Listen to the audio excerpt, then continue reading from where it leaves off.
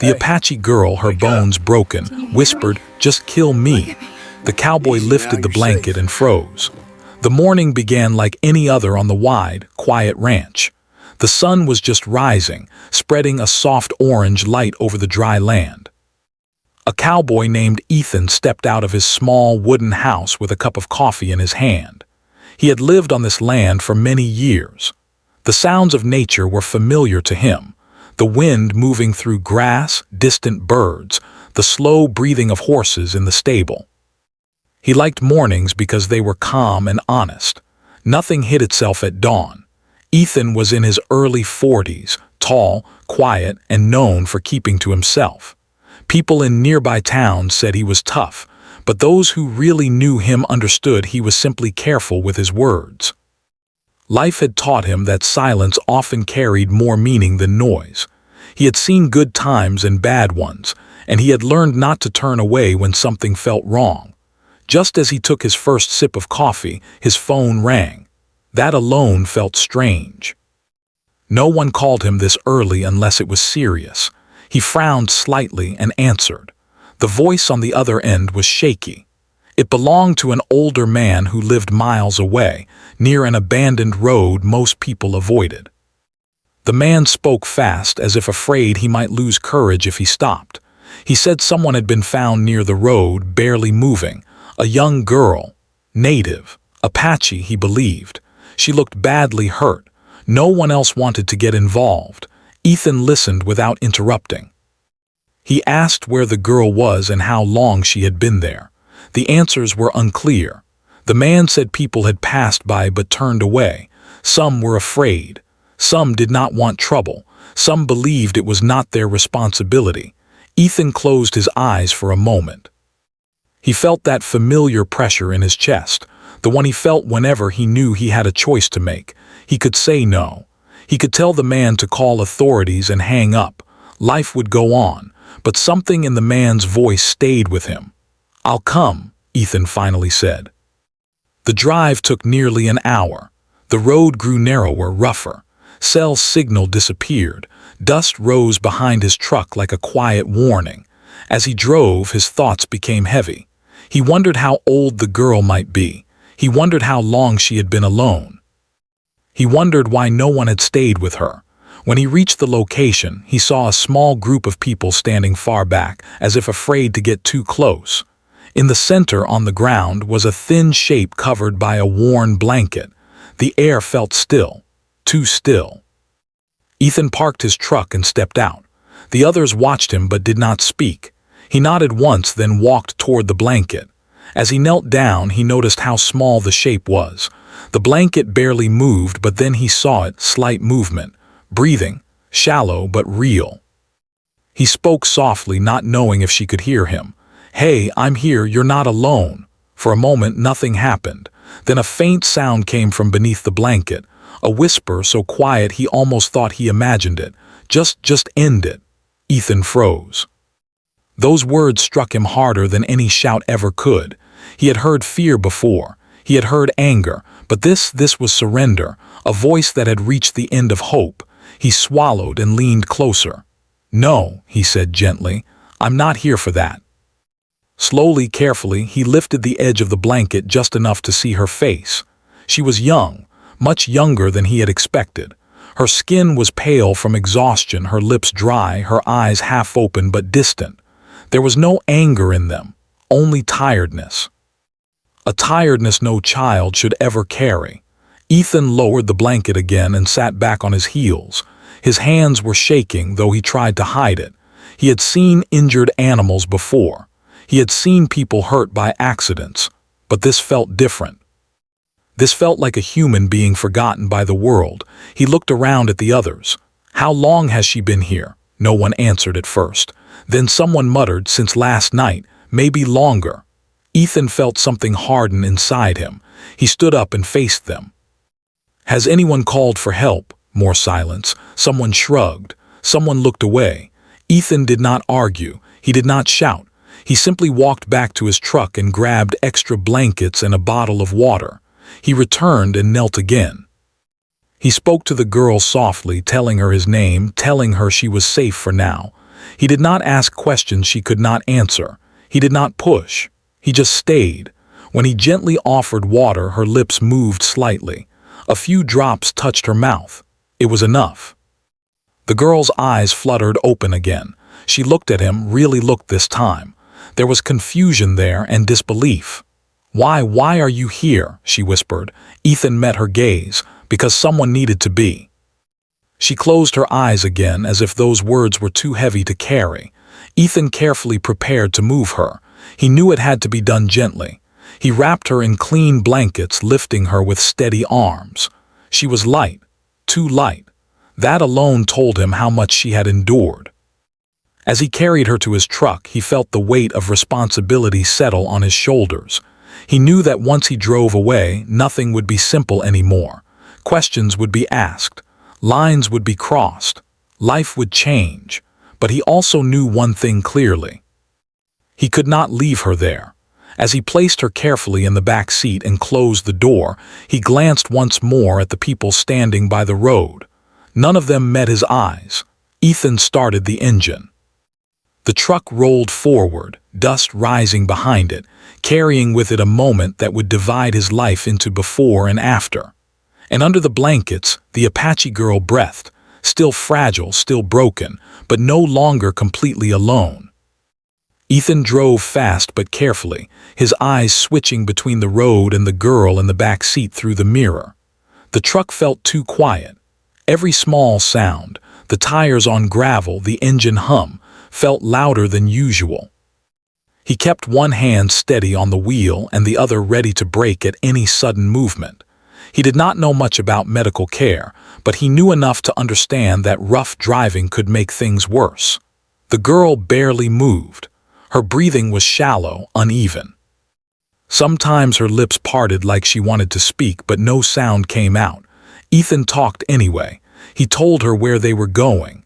He told her she was safe for now. He told her to hold on. He did not know if she heard him, but silence felt wrong. As the truck reached the main road, flashing lights appeared behind him. Red and blue cut through the dusty air. Ethan's stomach tightened. He pulled over slowly and shut off the engine. He took a deep breath before stepping out. Two officers approached, hands resting near their belts. Their faces were serious, careful. One looked into the truck through the window and frowned. "Sir," the taller one said, "we received a report about a missing injured person near the old road." "Can you explain what's going on?" Ethan nodded calmly. "I was called. She was left there. She needs help." The second officer glanced at the girl again. "Where did you find her?" Ethan told them exactly where. He did not add opinions. He did not accuse anyone. He just stated facts. Years on the ranch had taught him that calm truth carried weight. The officers stepped aside to talk quietly. Ethan stood still, his hands visible, his heart steady but alert. He had expected this. He knew that doing the right thing did not always look simple from the outside. One officer returned. "We're calling medical services. You'll need to wait here." "That's fine," Ethan said. "I'm not going anywhere." When the ambulance arrived, the road filled with movement. Doors opened, radios crackled, professionals took over. Ethan stepped back but stayed close enough to see her. As they gently moved her onto a stretcher, her eyes opened again. She looked scared. Ethan leaned forward. "I'm right here," he said softly. "I'm not leaving." Her fingers twitched slightly, as if trying to reach him, but her strength failed. The ambulance doors closed, and for a moment, Ethan felt something close to panic. He took a step forward, but an officer placed a hand out gently. "Sir, we'll need you to follow us," the officer said. "There will be questions." "I'll answer them," Ethan replied, "but I'm going with her." The officer studied him for a moment, then nodded. At the hospital, bright lights replaced dust and open sky. The smell of cleaning supplies filled the air. Nurses moved quickly, voices low but urgent. Ethan gave his name, his address, and everything he knew about how he found the girl. Some people looked at him with curiosity, some with doubt. He felt it in the way questions were asked, careful, slow, searching for something hidden. A nurse finally approached him. "She's stable for now," she said. You did the right thing bringing her in." Ethan let out a breath he hadn't realized he was holding. He sat alone in the waiting area for a long time. The chairs were hard.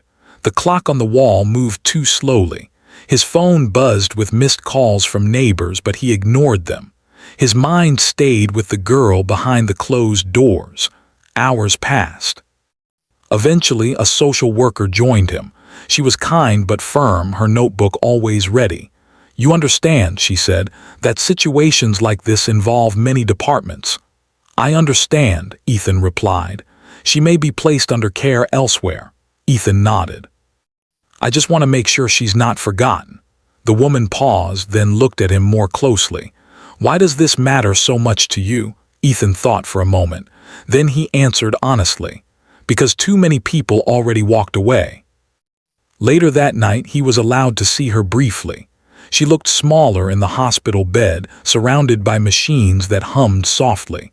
Her eyes were closed, her face calm for the first time since he had seen her. He pulled a chair close and sat quietly. He did not touch her. He did not speak, he just stayed. When her eyes finally opened, she seemed confused at first. Then she saw him. "You're still here," she whispered. "Yes," Ethan said. "I told you I would be." She stared at him for a long moment. "You didn't have to, I know," he replied. Something changed in her expression then. Not relief, not happiness, but something softer, something like belief. Before he left, a doctor explained that her recovery would take time. There would be pain, therapy, and many decisions ahead. Ethan listened carefully. "I want to help," he said, "in any way I can." The doctor nodded slowly. "That may not be easy." Ethan gave a small smile. Easy was never the point. As he walked out into the cool night air, Ethan knew his life had shifted again. The road ahead was unclear. There would be challenges. There would be resistance. But somewhere inside that hospital, a young Apache girl was no longer alone, and that was enough reason to keep going. The next few days passed slowly, but nothing felt calm. Ethan returned to the ranch only to sleep for a few hours at night. Every morning he drove back to the hospital before the sun fully rose. The nurses began to recognize him. Some greeted him kindly. Others only nodded, still unsure of his place in all this. Questions followed him everywhere. People wanted to know who he was to the girl. Was he family, a guardian, just someone who found her? Ethan always answered the same way. He said he was the one who refused to leave her behind. That answer did not fit neatly into any form, and that made some people uncomfortable. The girl slowly became more aware of her surroundings. She did not speak much. When doctors asked questions, she answered with short words or a quiet nod. Her eyes followed Ethan whenever he entered the room, even if she pretended not to look at him directly. One afternoon, a hospital official asked Ethan to step into a small office. The room smelled of paper and old coffee. A man and a woman sat across from him, both serious, both careful with their words. "We need to understand your involvement," the man said. "There are procedures." "I'm not trying to replace anyone," Ethan replied. "I just don't want her lost in the system." The woman leaned forward slightly. "You understand that this is sensitive. There may be people who don't want attention." Ethan looked at her. "She deserves care. That's all the attention she needs." They exchanged a glance. The conversation ended without answers, only more waiting. Back in the room, Ethan found the girl awake, staring at the ceiling. He pulled the chair closer and sat down. "You don't have to talk," he said gently. "I just wanted you to know I'm here." She turned her head slowly. "Everyone keeps asking questions," she whispered. "I don't have answers." "That's okay," Ethan said. "You don't owe anyone anything right now." She studied his face for a long moment. "Why are you fighting them?" Ethan thought carefully. "Because sometimes rules forget people." That night he learned more.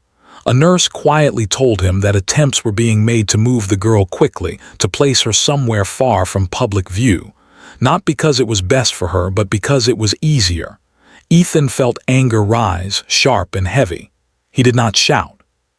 He did not accuse. Instead, he made calls. He contacted people he trusted, tribal representatives, advocates who understood both law and compassion. Some calls were ignored, some ended quickly, but a few voices listened. Within days, people started showing up. Quiet professionals, calm but firm individuals who asked the right questions. The tone in the hospital shifted slightly, not softer but more careful. The girl noticed the change. "They're looking at me differently," she said one morning.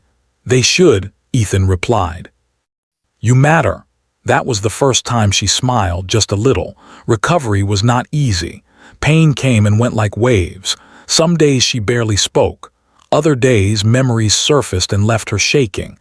Ethan stayed through it all. He brought books, soft blankets, and sometimes just silence. One afternoon, as rain tapped gently against the window, she spoke again. "They thought no one would care," she said quietly. Ethan nodded.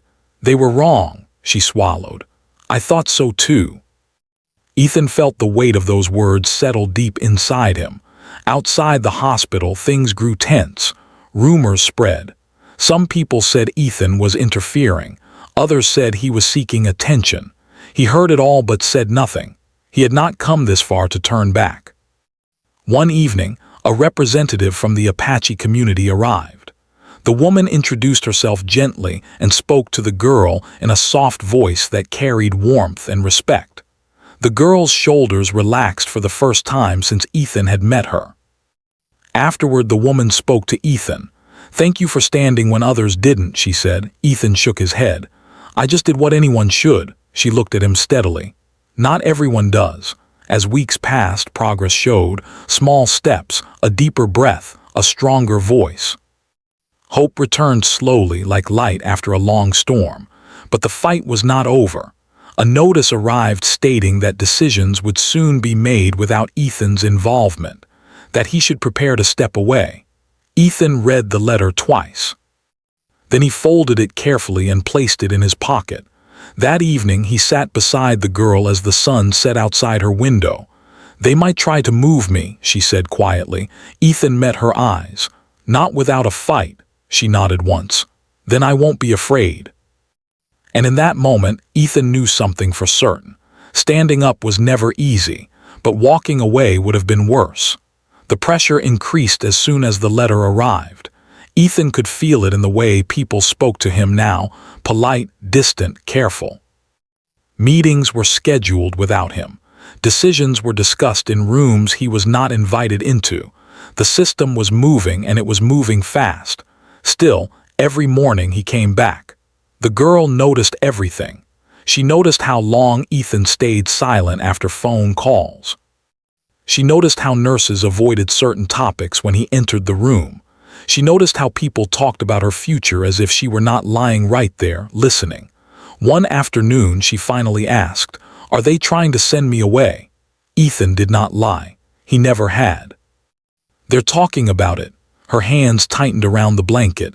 "Away where?" "We don't know yet," he said, "but we will find out." She turned her face toward the window. Outside, the sky was bright, but her reflection in the glass looked tired. "They always decide things without asking," she said.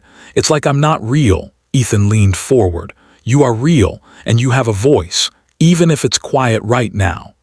That night, Ethan made more calls. Some people were tired of hearing from him. Some warned him to stop pushing. One voice, calm and steady, told him something important. "They want this handled quietly," the voice said. "That's usually not a good sign."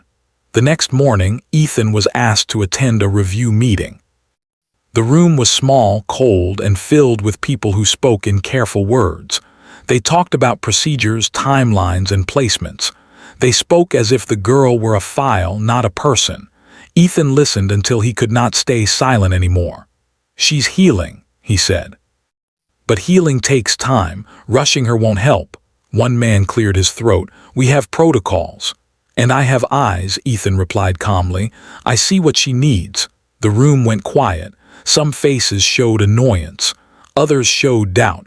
But one woman at the table looked thoughtful. After the meeting, the same woman caught up with him in the hallway. "You're making this harder," she said. Ethan nodded. "I know."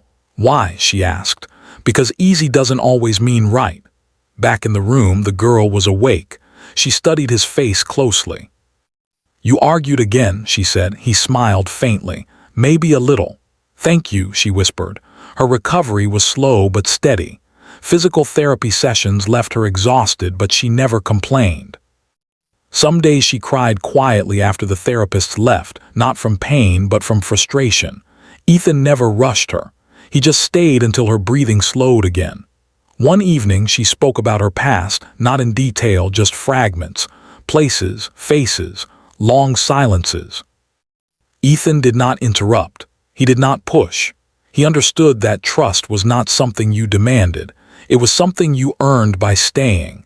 Outside the hospital, attention grew. Advocates asked questions. Community members demanded answers. What had been quiet was now visible. Not everyone liked that. One morning, Ethan arrived to find the girl's room nearly empty. Her belongings were gone. His chest tightened. A nurse told him calmly, "She's been moved to another floor." "Why?" Ethan asked. "For privacy." He knew what that meant. Less access.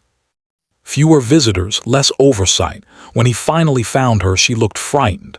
"They didn't tell me where I was going," she said. Ethan sat down. "You're not disappearing," he said firmly. "Not anymore." That day, representatives from the Apache community arrived together. They spoke with hospital officials. They spoke with lawyers. They spoke with calm strength and long memory. The tone shifted again. Plans were paused. Reviews were delayed. New voices entered the conversation, voices that could not be ignored. The girl watched all of this quietly. One evening she asked Ethan, "Did I cause trouble?" Ethan shook his head. "You caused truth." She thought about that for a long time. Then, just when it seemed like things might finally slow down, a setback came. A report questioned Ethan's continued involvement. His presence, they said, might complicate matters. He was asked to step away temporarily. When he told her, she stared at him, panic rising in her eyes. "No," she said softly, "please." Ethan felt his heart twist. "I'm not gone," he said. "I'm just pushed back for a moment." She shook her head. "That's how it starts." Ethan took her hand carefully, gently. "Listen to me. I will not vanish. You are not alone anymore." She held onto his hand longer than expected. When she finally let go, she nodded once, trying to be brave. That night, Ethan sat in his truck for a long time before driving away. He stared at the hospital lights, feeling the weight of everything pressing down on him. But quitting had never been part of who he was. The next day, the pause was challenged. Advocates spoke. Letters were written. Questions were asked loudly now. And slowly the walls began to crack.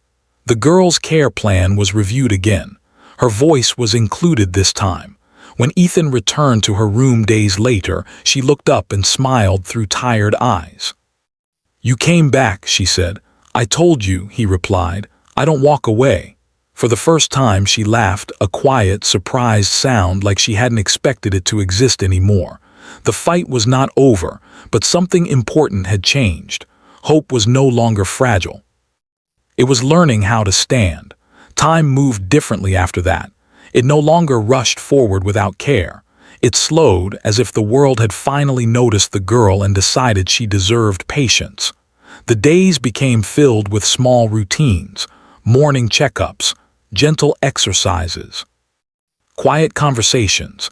The girl grew stronger little by little. Some progress was so small that only she and Ethan noticed it, but those moments mattered the most. A longer walk, a steadier breath, a night without waking in fear. Ethan continued to visit every day. Even when he was told his presence was not required, he came anyway. He sat quietly when asked.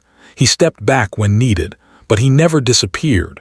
The girl began to talk more, not about everything, not all at once, but she spoke about things that made her feel alive. The sky she liked at sunset, songs she remembered from her childhood, stories her grandmother once told her. When she spoke, her voice was still soft, but it no longer sounded empty. One afternoon, she asked Ethan something that surprised him. "What will you do when I leave here?" He thought about it for a moment. "I'll keep working the ranch," he said. "Same as always," she nodded slowly. "You won't forget me?" Ethan met her eyes. "No," he said, "I won't." That answer seemed to settle something inside her. Plans were finally made with care, not rushed, not hidden. Representatives from her community were involved. Decisions were explained to her, not just around her. She was asked what she wanted, not told what would happen. For the first time, she felt included. The day came when she was allowed to leave the hospital. She stood near the door with a small bag of belongings. She looked back at the room where so much pain had lived and so much healing had begun. Ethan walked beside her as she took her first steps outside. The air felt different, fresher, real. She closed her eyes and took a deep breath. "I didn't think I'd see the sky like this again," she said. Ethan smiled. "It was waiting for you." The next phase of her recovery was not easy. Healing continued. Some days were good. Some were heavy. Old fears returned sometimes, especially at night. But now she had support. Real support. People who stayed. Ethan did not pretend to be her savior. He never spoke like that. He only reminded her of what she already was: strong, valuable, alive. They talked less often as time passed, but when they did, the connection remained steady. It did not need constant words. Months later, the girl stood on land that belonged to her people. She watched the wind move through the grass and felt something she had not felt in a long time: peace. She still carried memories. She always would, but they no longer owned her. Ethan visited once more before stepping back fully. They stood together under an open sky. "You didn't fix everything," she said gently. "I know," Ethan replied. "But you stayed," she said. "Yes," she nodded. "That changed everything." They said goodbye without promises. They did not need them. As Ethan drove away, the road felt different than it had that first day. Lighter, clearer. He had not saved a life. He had stood when it mattered, and sometimes that was enough. Far behind him, the Apache girl watched the horizon. She was no longer broken. She was becoming whole.